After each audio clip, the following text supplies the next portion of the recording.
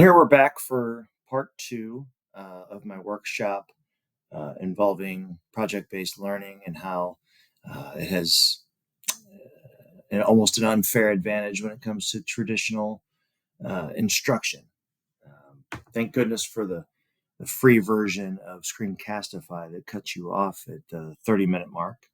And I was almost going to pay for the upgrade until I saw what that annual price would be. And on my educator's budget, I thought better of that. And so we're just going to do a two-part video here.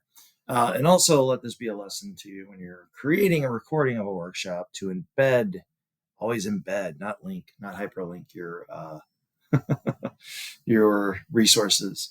But I do have basically where we were, some questions to kind of leave yourself with. Okay, if you're wanting to do something like project-based learning to assist you in differentiation or like reaching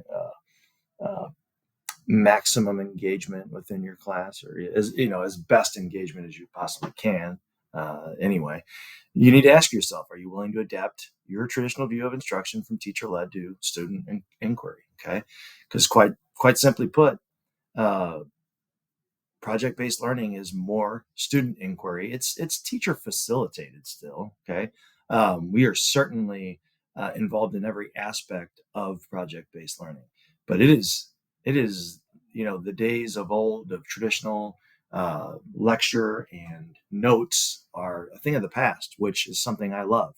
I do speak much less in my current classroom, but it's not because I'm not teaching, if you will. It's because I'm going around from group to group and I'm following up with what I can do for each group. How can I assist them in their collaboration? How can I assist them in some question that's holding them up, right? Specifically, in terms of engineering, if a group is stuck on a formula, right, to reach a conclusion as far as their design is concerned, how can I help them get past that?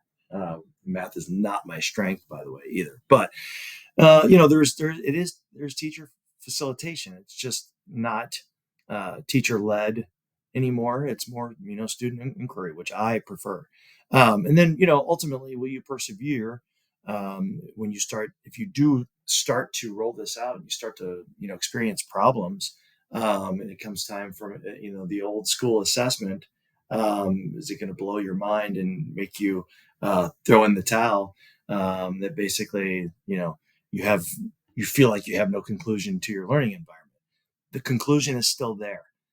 It's just baked into their performance, basically, on every aspect of the project. Okay, and that's those factors are hard for some people to get past. It really is, and I totally respect that. I do.